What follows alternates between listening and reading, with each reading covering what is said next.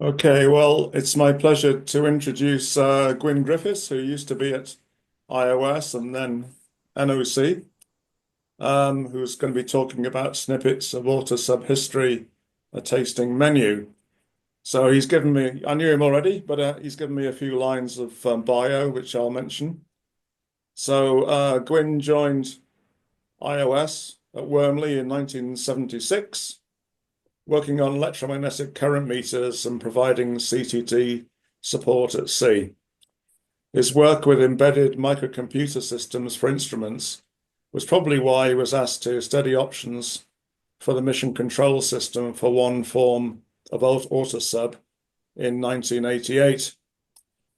So as group head from 1993, the Autosub project fell into his bailiwick. And the rest he'll tell you about in this presentation. So over to you, Gwyn. Thank you, Phil. And thank you all. It's my great pleasure to give this talk on snippets of Autosub history. I do so as an independent researcher.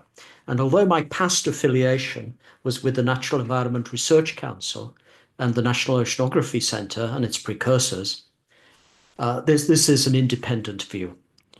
So, as Phil mentioned, my first contribution to Autosub was as a desk study. I was a young engineer in 1988. And between 1993 and 2012, I led the group at Wormley and then at Southampton, in which Autosub was the dominant project. And indeed, it truly did dominate my working life. I took this picture of Autosub in August 2004. A truly proud moment for the Autosub team and the scientists on board the RRS James Clark Ross. We were at 79 degrees north off the northeast coast of Greenland after the vehicle had returned from a 140-kilometer mission under the sea ice that you see in the distance. All of these people, fuzzy to protect their identities, and others contributed to the work I'll outline today. From the technical team and scientists directly involved to the directors at Wormley and Southampton, through the NERC chief executives to the Director General of Research Councils himself. There were insurers, suppliers of instruments, colleagues in the defence community and industry, in the UK and abroad. There were the seafarers who supported Autosub on a variety of boats and ships. But central to the achievements I'll show today were three project leaders: Dr. Peter Collar, the late Nick Millard, and Steve MacPhail.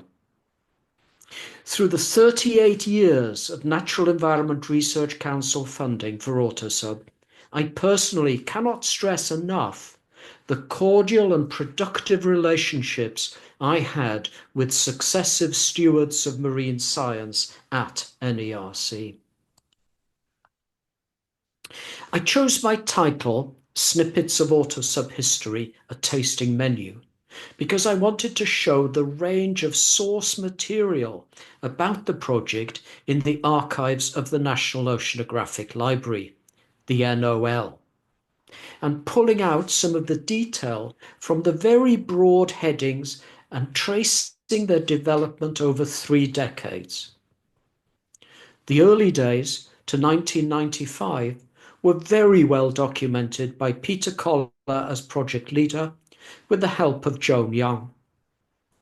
By the number of boxes of material, you'll note how well connected Autosub early development was to the Intergovernmental Eureka Programme and the European Union Marine Science and Technology Programme, MAST-2, and a breakdown of folders within each suitcase-size box is available from the NOL.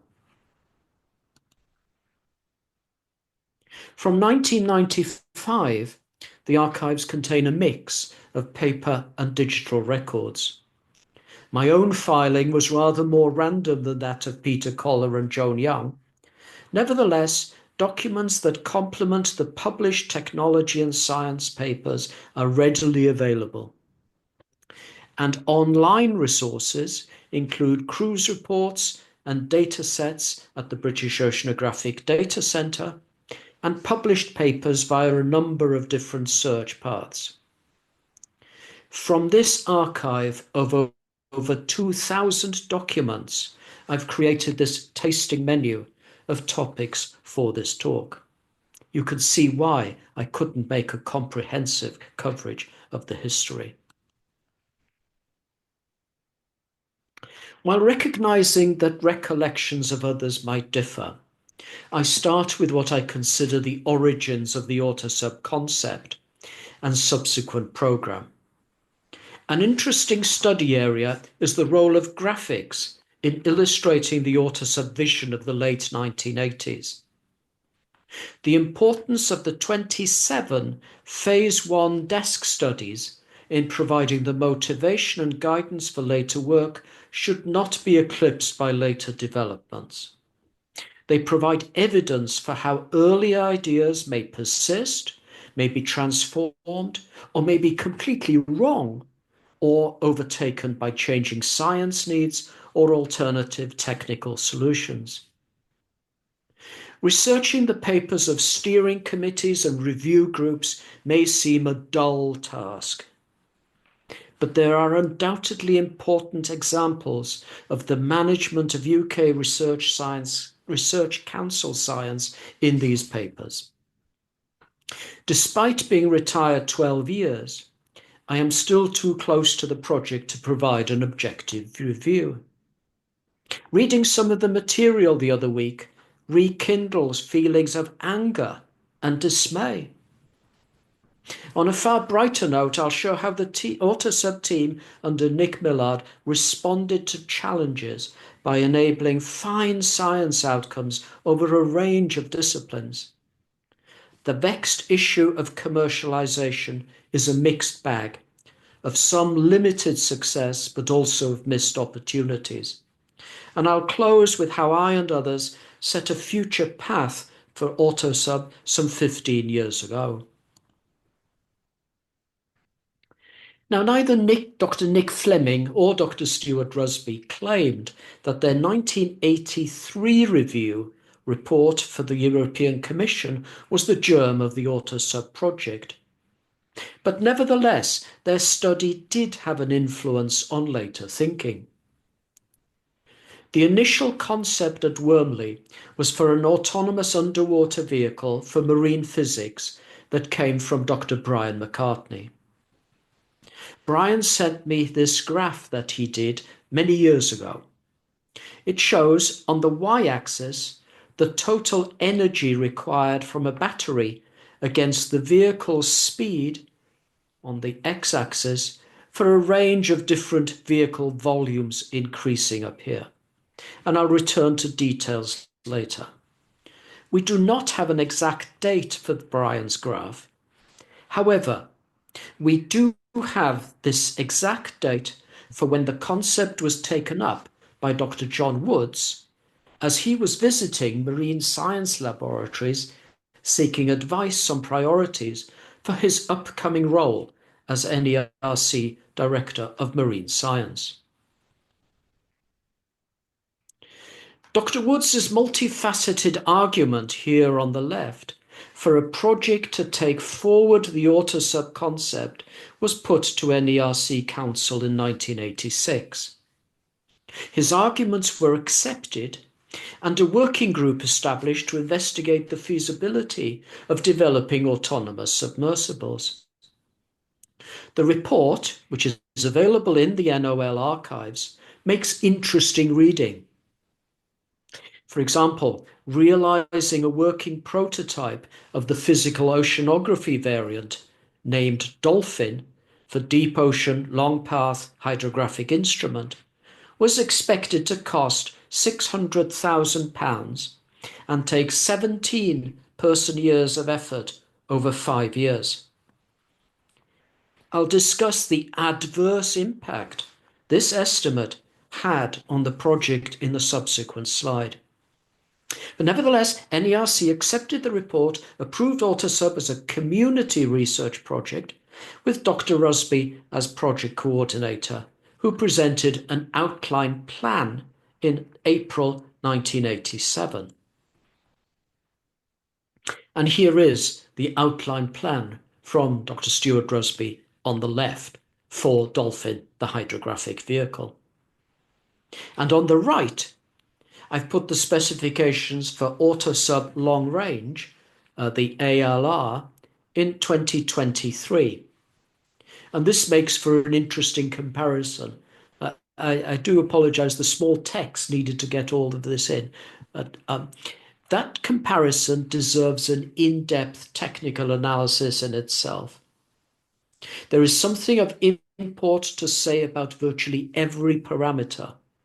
I'll note a few. The ambition for a 6,000 kilometer horizontal range remains. It remains there in Autosub long range. But now, 2023, not 1987, it is qualified that it is for an autonomous an Autosub long range that is in a low power configuration. The specified speed for the ALR is much lower, cruising at between 0.45 and 0.9 meters per second.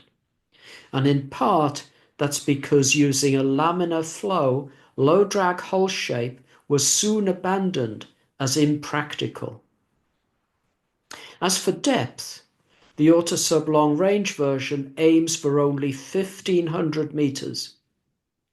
The 1987 target combination of 6,000 kilometers range and 6,000 meter depth for a propeller-driven AUV is as elusive today in 2025 as it was in 1987.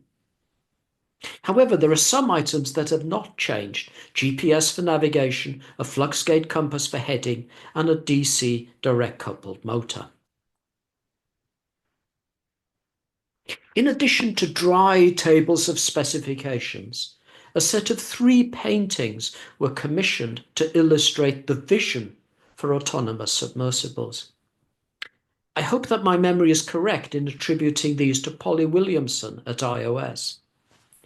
So clockwise from top left, these works of guided imagination shows Dolphin emulating a research ship's transoceanic hydrographic section for the physical oceanographers. Then Doggy, the deep ocean geological and geophysical instrumented explorer, making parallel transects near the seafloor with a swath sonar. And here we have Dolphin sending back via satellite after completing an under ice mission. My next 3 slides make a visual comparison between these artists' impressions of 1989 and achievements to date. First, Dolphin. There's the picture as a reminder. Now, as might be expected from my earlier comparison of specifications, there has been no transoceanic Autosub mission with the range and depth combination pictured for Dolphin. The closest the community has come in the published literature is this 2,000 kilometer round-trip mission from Cornwall to the UK shelf break in the southwest approaches, a short run offshore over the continental slope, and then back again. A science paper of this work is in preparation. Now, Autosub long range completed a mission from Iceland to Scotland with a rendezvous with the James Cook in summer 2024. And I'm told that a number of science papers are expected from that expedition. So in my view, it's the Doggy concept that has most closely realized the vision of the artist's impression. Autosub 6000 proved a very effective deep ocean geological and geophysical explorer. It has carried all of the sonar, chemical sensors, and camera instruments foreseen in 1987. Missions to over 5,000 meters depth over abyssal plains, continental rise, continental slope, hydrothermal vent sites and canyons have taken place. And most importantly, interpretation of the data gathered by these instruments on Autosub 6000 has advanced science. As one measure, these 3 early publications alone have over 400 citations between them. So I think the doggy concept has been realized. I could try and make a case that the vision for Autosub under ice missions, as portrayed in the painting, has been realized with this set of 6 missions by Autosub 3 under Pine Island Glacier in 2009. You will notice that only 1 of the 6 missions went over the seabed ridge and towards the grounding line, about 70 kilometers from the ice edge. So I'm going to call this a visual success. And by carrying an upward-looking swaths echo sounder, Autosub 2 went beyond the 1987 requirements, producing this startling image of a rugged underside to the Fimbul ice shelf in 2005 on what proved to be its last completed mission. So here I've summarized too simplistically what I consider the current status of the 3 illustrated mission types against achievements. For Dolphin, I do think the advent and commercial success of ocean gliders has provided an alternative for many upper ocean science users. Clayton Jones of Teledyne Web told me last week at Ocean Business that over 1,200 Slocum gliders have been produced to date. And then there's the remarkable international success of the Argo Profiling Float program, which gives a global scale data set for hydrography and assimilation into models without needing AUVs. For Doggy, while the maximum endurance and top speed have not been achieved, it is the current leader overall on delivery of science outcomes. The balloons are snippets of comments made to me by scientists in 2024 as to why the science pull may have diminished in some areas. For under ice, the target was a mission of 2,500 kilometers under the Filchner-Ronne ice shelf. Under this particular ice shelf, there has only been 1 mission of, in my estimation, 38 kilometers. So in 2023, the Natural Environment Research Council stated a clear intent to upscale the use of autonomous systems for marine research. The Challenger Society was indeed instrumental in setting up a small group chaired by Professor Mark Innell of the Scottish Association for Marine Science. Their report, Left, is public. And in consulting the science community, the group focused on these 3 areas: limitations in depth, endurance, and reliability are to the fore. But this report shows that shoreside impediments exist, especially challenges in making the data gathered by the vehicles speedily available to the community and not piling on extra costs for the scientists. And completely absent in the 1986 arguments for Autosub was the role for decarbonizing marine science, which will be an enormous challenge over the next 25 years. So the challenges seen in 1987 are still current and relevant today. So having explored some aspects of the development, visual communication and achievement of the vision, I turn to areas for investigation back in 1988.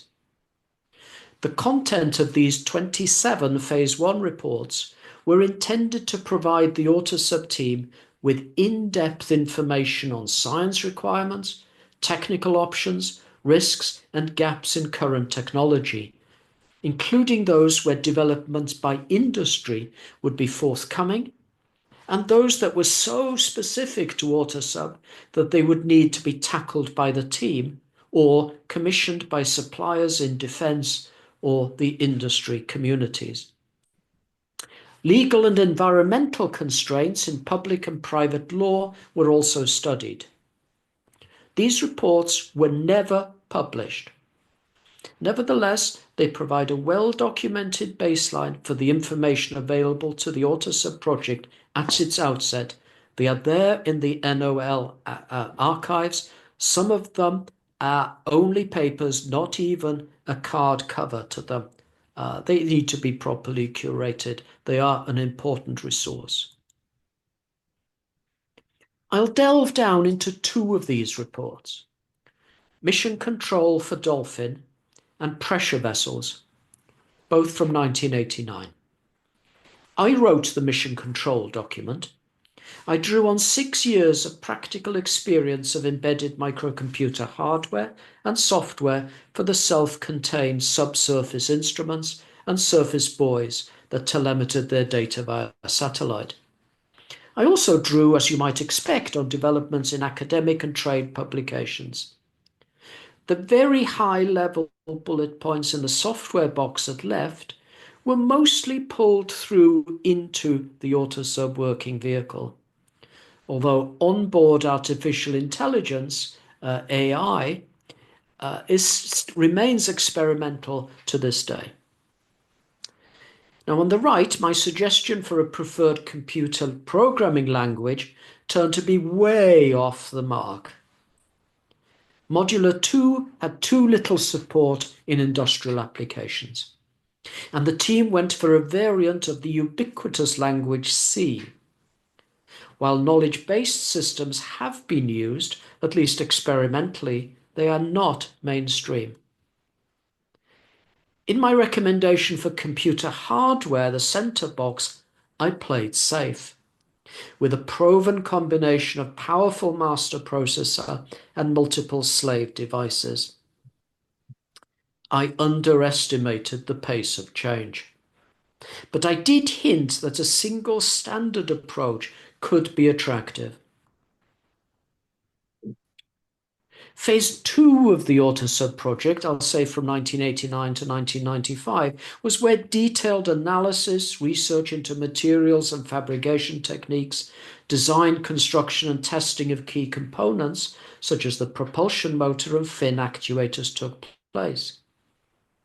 For Mission Control, the software development team of 3, led by Steve McPhail, and I did see James Perrott as well on this call, adopted structured analysis and structured design methods to capture what the computer code needed to do and how to code the algorithms. The tool that they used to help them, software through pictures, helped structure the high-level data flows, as here for the navigation and control functions, with the detail hidden or described within each of the individual blocks, being translatable into a range of computer languages. They were not writing specific code at this time, but capturing requirements and describing the requirements at a high level. Now, this was painstaking, thorough, preparatory work, far removed from the world of immediately writing code as one went along. When the decision came for the hardware, operating system and programming language, the team looked at what AUVs of the time were doing. Top row was centralized and partly centralized system, as in my report, working well in vehicles at sea.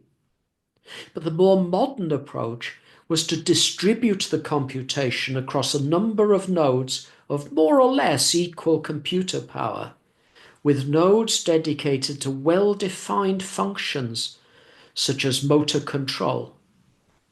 The team chose the option bottom right, fully distributed over a local network, but with one more powerful PC-like node as pioneered by Florida Atlantic University. And this choice led to close, productive collaboration with FAU over several years. The team made a good choice with Lonworks and a distributed architecture. They delivered reliable code on time and on budget. Mission control was readily expandable as other subsystems and instruments were added. In this picture, you see the essentials of an Autosub, minus the battery, motor and fins. The individual devices are to the fore, connected to each other via the network or via the black oblong junction box. Think of this like a collection of USB devices these days. And when it came time to design the next generation of Autosub vehicles, the long range and Autosub 5, the biggest change was to embrace the open source robot operating system software and new computer hardware, as microchips to support Lonworks had become obsolete. My second technology topic is the pressure vessel. The challenge in phase 1 was to narrow the range of options of materials and configurations for a cylindrical pressure vessel with domed end caps. Now, the challenge is not simply one of sufficiently strong material, for the pressure vessel is also required to provide as much buoyancy as possible, to minimize the amount of other buoyancy material that would add volume, hence increase drag, which would need more energy, hence a larger pressure vessel for your batteries, and that's a disadvantageous spiral. So as in the graph top left, a stiffened titanium cylinder designed for operating at 6,000 meters with a collapse pressure of 80 megapascals would provide no buoyancy. Now, carbon fiber, bottom left, appeared so attractive because it offered substantial contribution to buoyancy. Now, the Brunel University Phase 1 report looked at 40 combinations of materials and forms to avoid jumping to a conclusion. Its weakness was the assumption that materials, including composite materials, had properties that were isotropic. That is, that the material properties were the same in every direction. Composite materials are not isotropic, as they acknowledged. But in a most thorough report, Charles Smith, a world authority in the design of submarine hulls, looked in great detail at non-isotropic materials and was the real stepping stone to phase 2. Phase 2 research for the pressure vessel was a truly international community effort, with International Research Centre and academic partners in an EU project with major contributions from industry and defence research labs. In part, the project was successful, for a half-scale vessel was manufactured and tested at an equivalent pressure to 6,000 meters in a test tank. But the caveat in this quotation makes plain that there were remaining uncertainties in the design and manufacturing processes. Even 8 years after phase 2 ended, the composite material research community was still trying to provide users with accurate methods in an endeavor to improve confidence in composite materials. And so to the actual pressure vessels used in Autosubs. The first Autosub was deliberately a reduced specification vehicle, as we'll see, with a maximum operating depth of 500 meters.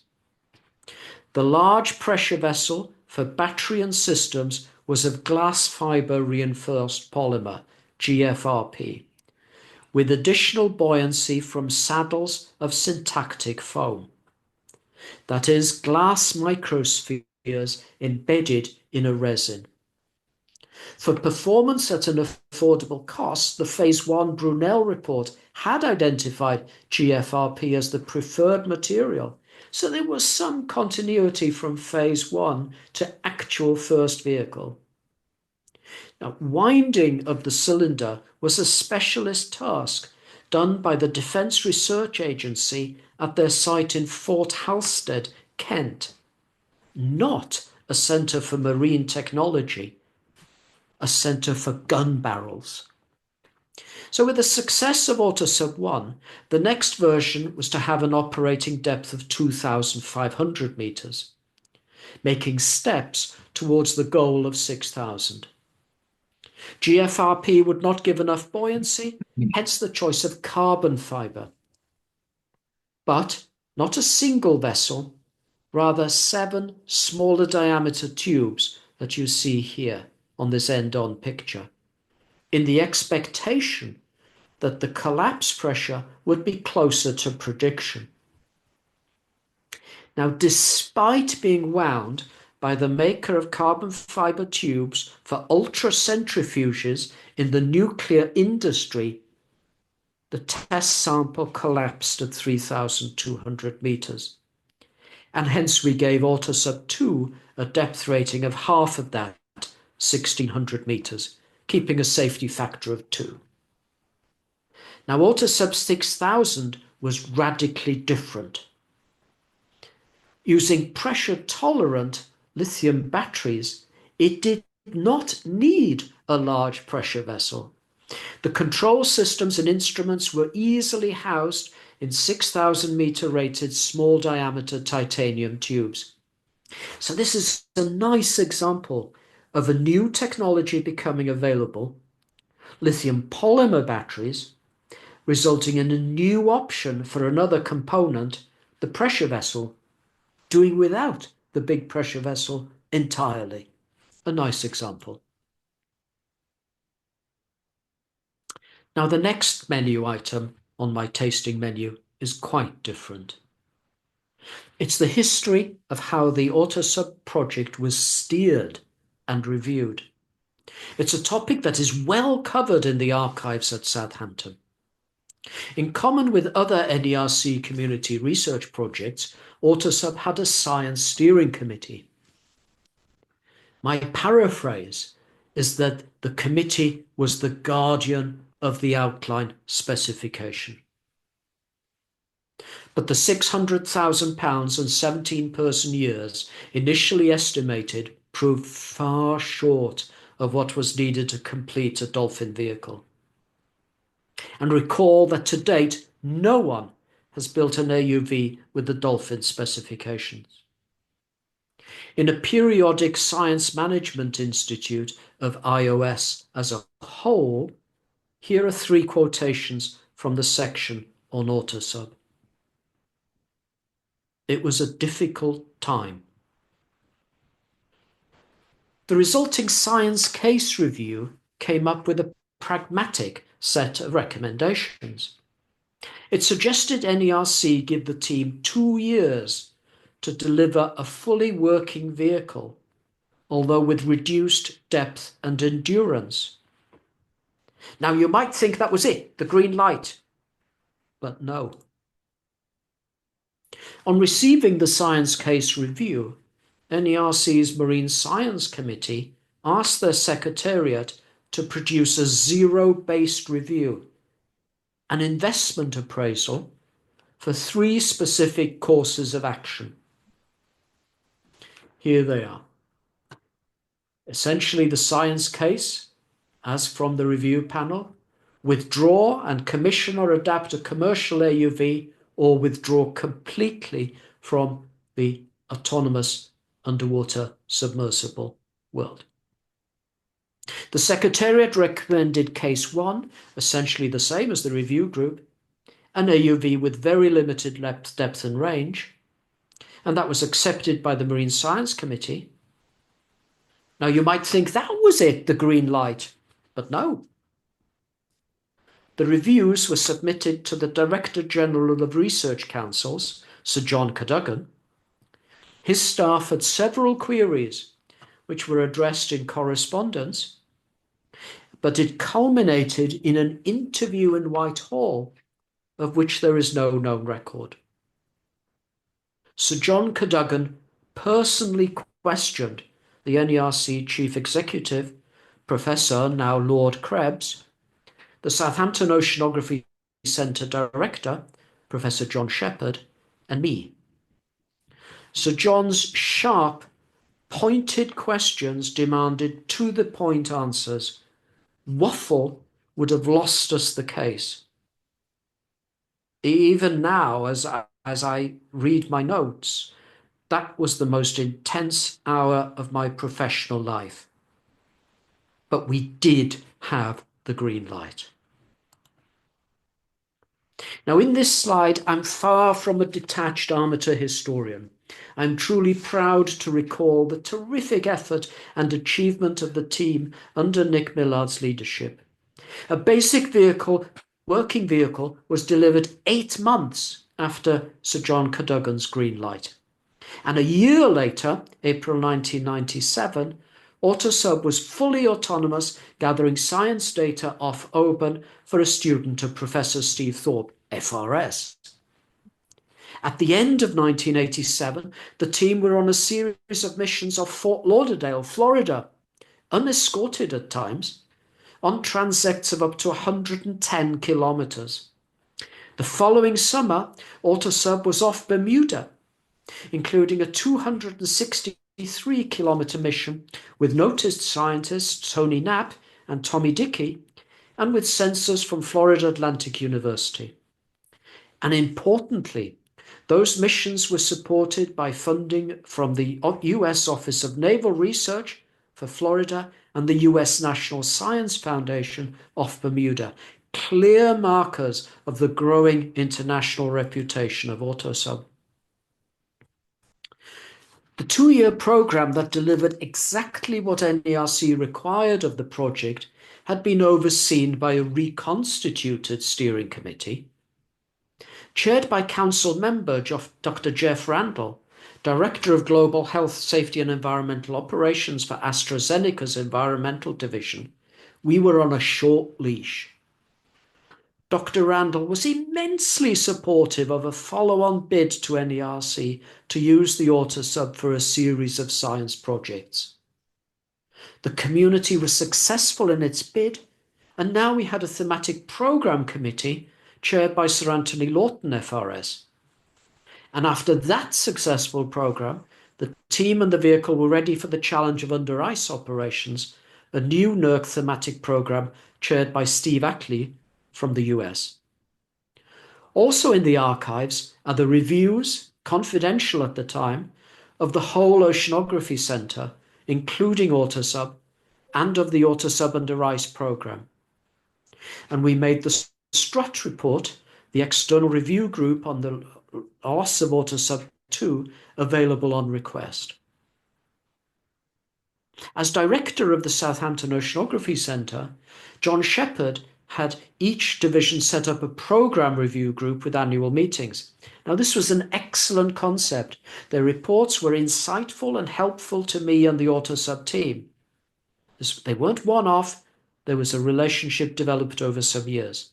Achievements were recognised, and phrases of recognition such as "the team has mutually sweated blood to an extraordinary degree" were in contrast to previous reviews. And those reviews were so helpful that I maintained annual meetings of Programme Review Group, even though they were not required by Professor Ed Hill as incoming Director of NOC. In these vignettes of 6 projects that the Autosub Science Missions Programme supported, all I am attempting to do is to show their diversity in several categories. At left, an audacious but scientifically sound project from 3 early career scientists using the same scientific echo sounder to quantify herring in the North Sea and krill biomass relative to the ice edge in the Weddell Sea. Centre, a study of turbulence in the upper ocean by 2 eminent scientists, using several instruments on Autosub traveling just 4 meters beneath the sea surface. And right, a group of mid-career researchers making hydrographic sections close to the seabed in the rugged terrain of the Straits of Sicily. And their campaign ended when Autosub 2 became stuck under an overhang, but the insurers paid for its recovery using an ROV, and hence this photo. Left, Autosub, bristling with sonars, measured currents and turbulence over sandbanks in the North Sea, terrain following just 4 meters above the seabed. And the center and right panels combine autonomy with innovative sensors. In the center, a chemical sensor for dissolved manganese in a study of hypoxic sea loss. And at right, a submersible autonomous flow cytometer using laser beams to both count and characterize phytoplankton and inorganic particles by fluorescence and light scattering, one at a time, down to the scale of the resolution of chloroplasts on an individual diatom chain. Now, my final menu item concerns attempts at commercializing Autosub. I can't remember the answer to the Office of Science and Technology's question in 1995, but in 1996, the University of Southampton and Chelsea Technologies Limited reached an agreement to license to build Autosubs to the existing design. The next slide is on some of their efforts to attract customers. But during the years Chelsea held the license, a company, Oceanography Limited, was created to commercialize other work at the centre. And there was debate as to whether Oceanic should be the route to commercialization. So during that debate, it was as the University of Southampton that a new variant of Autosub was pitched to the commercial company Fugro, a multinational survey company which was in response to its invitation to tender. But in the event, Fugro did not go forward with any of their responses. A great deal of time was taken up in clarifying ownership of intellectual property and the share out of any royalties. Much time was also spent on the concept of a joint venture company between the university, the Defence Evaluation and Research Agency DERA, and the multinational company Halliburton.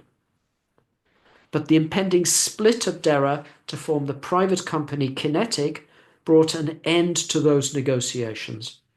But Halliburton's interest remained, but as a license holder. An update, as of last week, the National Oceanography Centre, now a registered charity, has a subsidiary for enterprise work, NOC Innovations Limited. And it was announced that 2 Autosub long-range vehicles will be built for the Madeira Marine and Environmental Sciences Centre. Now, Chelsea Technologies advertised Autosub widely in trade magazines and at trade shows, but it could not afford speculatively to build a demonstrator vehicle. The best sales prospect, from my understanding, was to GESMA, the submarine technology group of the French Defence Ministry. And I was part of the sales team to GESMA's lab at Brest.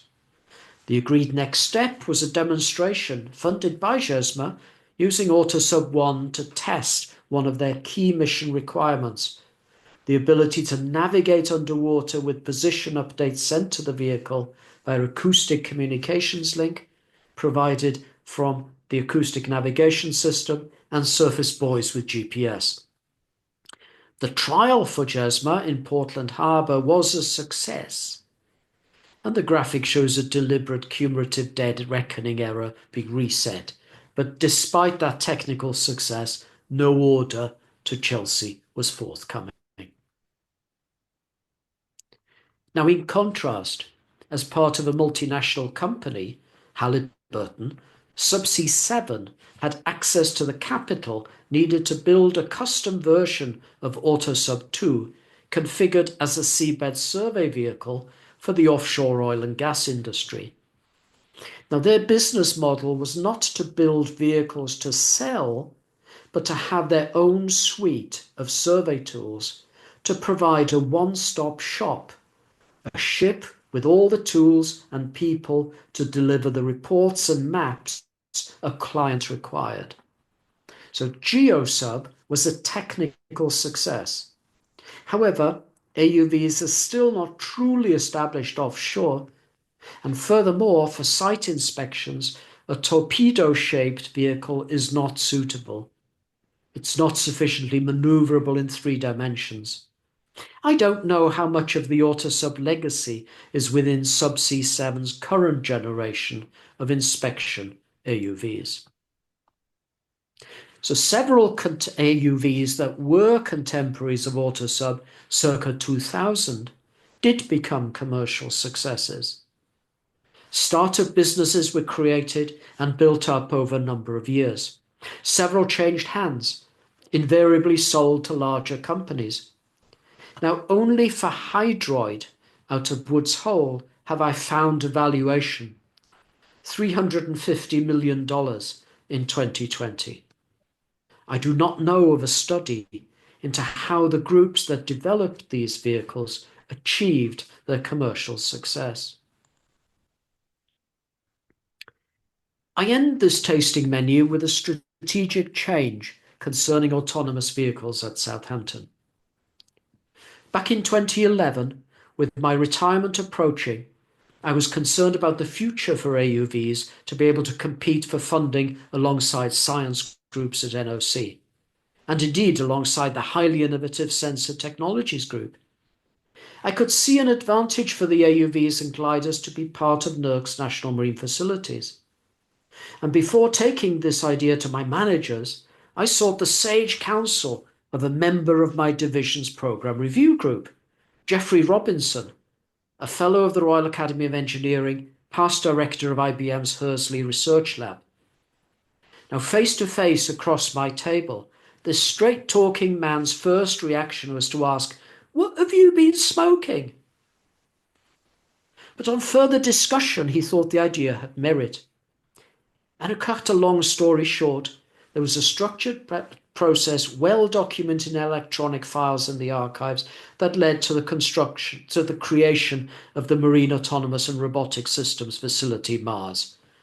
The timing was brilliant, with robotics and autonomous systems being one of the new Science Minister David Willett's strategy for 8 great technologies. And working with colleagues at NERC, we got the new Mars facility into the Minister's Policy Exchange document. And a subsequent proposal to NERC from Geraint West and colleagues led to £16 million Oceanids project and a secure future for AUVs at Southampton. There are now 38 people in the development side of the group and 22 in operations. My final slide is in response to John Gould asking what I consider to be Autosub's greatest single contribution to science. My answer is clear. The unique observations of the seabed shape and hydrography under Pine Island Glacier in 2009, described, with their implications, in Adrian Jenkins et al.'s paper, and the scientists' interpretations of the observations from instruments on Autosub showed that Pine Island Glacier is likely to retreat for another 200 kilometers. There is nothing that can stop that retreat now. That's a profound result with implications for the stability of the West Antarctic ice sheet and the rate of global sea level rise. That matters for generations to come, and that insight comes from Autosub observations. Thank you.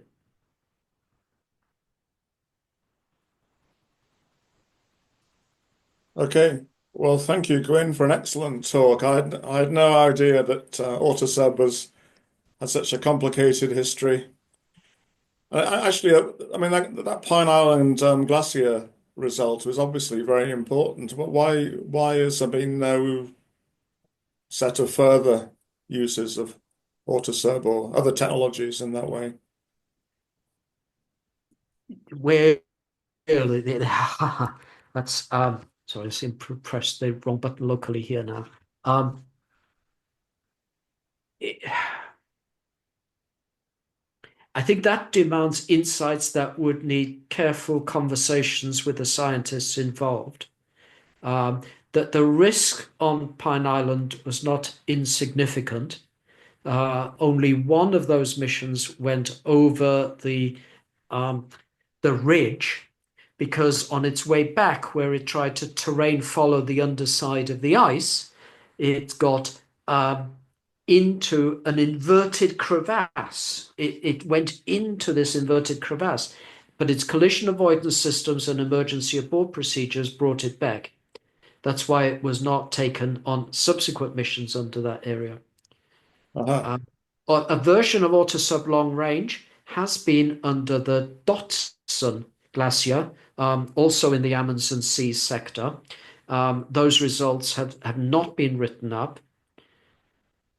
One of the challenges for the Autosub Long Range when it was on the expedition for under the Filchner ice sheet was that it was one of very many projects on the German icebreaker Polarstern. And when you're one project competing for time in that area with very limited access at the ice front, brings other operational constraints. So it needs a proper analysis than my off-the-cuff comments, Phil. Okay. There's a couple of things in the chat, but can I ask everybody else to raise their hand if they want to ask questions? So first of all, James Parrott has put something in the chat. James, do you want to actually ask your question? Hang on a minute. Oh, is he gone? Oh, maybe if I sort of read out James's comment, worth saying that the Okay. Autosub Long Range went for the central processor and small processors in subsystems, as was originally envisaged in my 1988 report. So thank you, James, for that comment. That came after I retired, so that's good to know. Okay. Sam Robinson. Uh, okay, James says his microphone isn't set up at the moment. Um,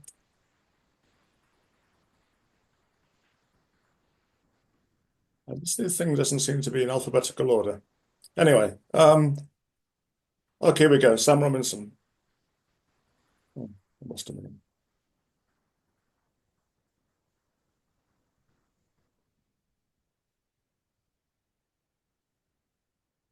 Is Sam, Sam? do you want to say ask your question?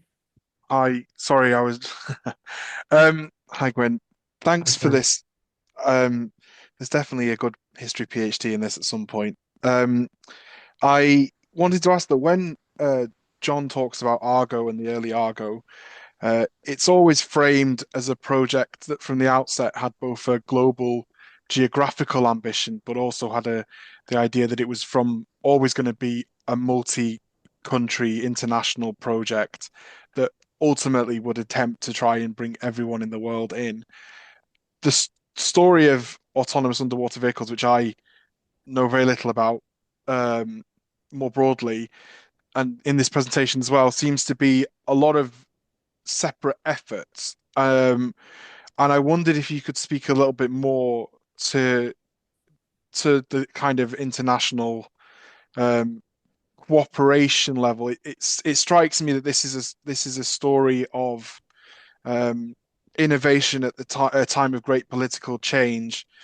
You could say that that is true of the United Kingdom, but I'm thinking more broadly of the end of the Cold War, the inter greater integration within Europe, etc., etc. And I'm just wondering how much of this story is, when it comes to underwater vehicles, about uh, inter-country competition, or is it really a story of collaboration that's just not so easy to see?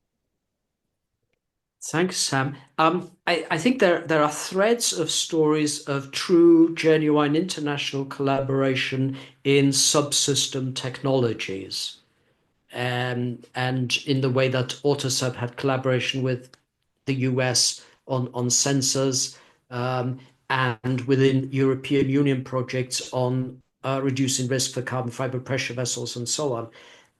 But when it came to building a vehicle, and I and the team, I mostly were criticized for not being international enough at the building a vehicle stage.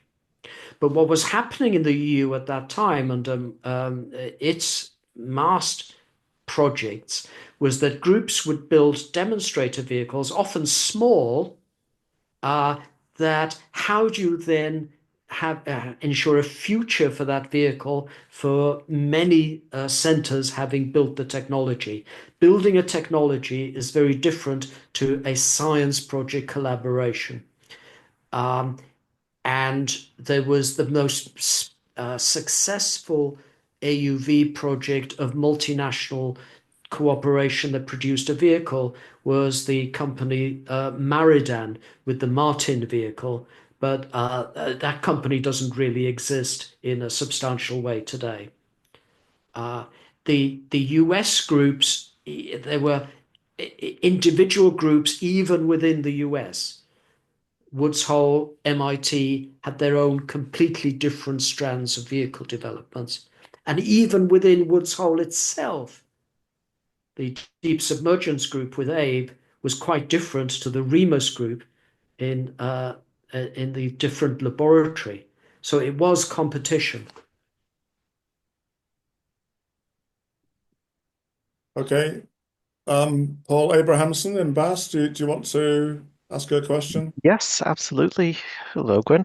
Yes, I Hello. was wondering. So when you mentioned the testing of the pressure vessels, there was talk about using carbon fiber hulls down to 6,000 meters. In recent years, there've been a lot of issues with well, particularly repeated pressure cycling of carbon fiber hulls, both in terms of, production of deep gliders or reliable deep gliders, and of course also very, sensationally with the implosion of the Titan manned submersible. Were the tests here done sort of under static pressure, or was there any pressure cycling, or is this considered? Absolutely, pressure cycling was considered, as was water take up. It was an incredibly thorough research program, which again I chose that specific example because there have been adverse experiences with carbon fiber, most recently, as you've described. And even though I guess Boeing were involved in winding deep glider hulls at one time, certainly. And the technologies and the winding angle for the filament winding was investigated. But some of it came down to the fact that it was a craft as much as a science. If the operator was inattentive and you had a void with less resin than ideal, you might have a small pocket in there, or you might have an area for delamination, a split between layers. It's highly technical, mostly beyond my comprehension, but those reports do exist and they were well studied with the tank tests done by Ifremer. Great, thank you very much. Karen, did you want to say something about what you put in the chat? Hi, Gwen. Not particularly, but yeah, just to say that we're working on the Dotson result. Maren Richter, who's also on the call, is about to submit a paper. So we're still working on these things, Gwen. So thank you for all the development work that you and others put in. It's great. Okay. It's great. Cool. how can I capture the chat? Does anybody know? Because there's a lot of good stuff in here.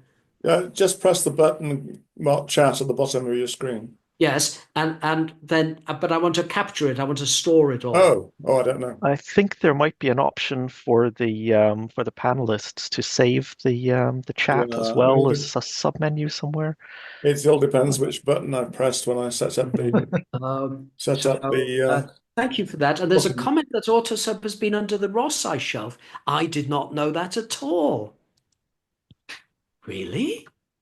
I don't think so. I think No, I don't think so either. I think it's been under Filchner and Ronnie, but yes, not Ross, as far as I know. Dotson. And Dot, yes. Yes.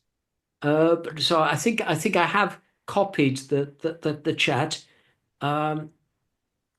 Right. So I can see who that was. Okay. Yes, Maren just wrote there was a typo and she meant the Filchner Ronnie. Ah, right. Okay. So that was Adrian and Pete Davis's work. Absolutely, yes. But I have to pay tribute as well to the group in Sweden, Gothenburg University, who have put a commercial AUV, the Hugin, underneath Amundsen Sea sector glass ice sheets, and did amazing work until they lost the vehicle. So it's a story there, but you've got to keep trying.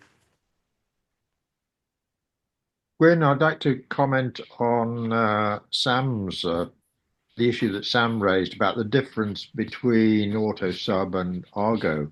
I've just been dipping into the Argo site steering team meeting. That project has 30 countries actually actively involved, and if you add in the number of countries who have deployed floats, use their ships to deploy floats, that comes up to about 50 countries. So it is very, very different. And perhaps because the unit article that you're building and operating costs tens of thousands of dollars rather than millions of dollars, and has a much wider application. I was going to also make a comment that one of the initial arguments for Autosub was that for some people that it would replace the need or reduce the need for research ships. I certainly don't see that happening. What I do see is a developing synergy between research ships and autonomous vehicles that has been hugely productive. Indeed. And again, that's another topic, is the future marine research infrastructure. The report of Mark Innell, was a contribution towards that. That's a large topic in itself.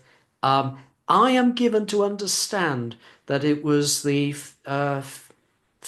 future marine research infrastructure team that pushed the Autosub team into doing the Iceland to Scotland experiment.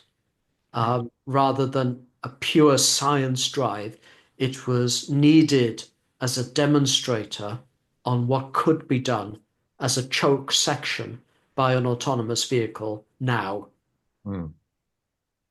Interesting. Okay.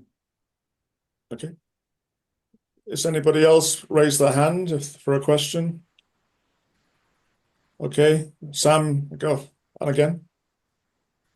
Can I ask a completely stupid, naive, non-scientific question, which is, has there ever been the idea that these autonomous vehicles would be released by one vessel and picked up by another, rather than seeing, as I think I took from John's last comment, that research ships become multi-tooled platforms for multiple types of different kinds of research? Absolutely, that's in there. That has happened. And also now, of course, there is the proven shore deployment out of Plymouth and back again. Sorry, Plymouth, but then also Iceland to Scotland was a demonstration of a shore deployment. And that's part of it as well, that you have enough capability for a transect out to your operating area, as well as enough energy to do the science once you've reached your operating area. Okay. Any more questions for Gwyn? Okay, well, it's getting on for 6:10, and so thanks, Gwyn, very much indeed for the talk and answering the questions. And this will all be available on YouTube at some point. I just wanted to say the talk next month on the 21st of May will be by Dr. Joe Williams from NOC in Liverpool, and that'll be called Using Citizen Science to Rescue Historical Tie Gauge Data. So I'll press the stop recording button now, and thank Gwyn very much indeed once again.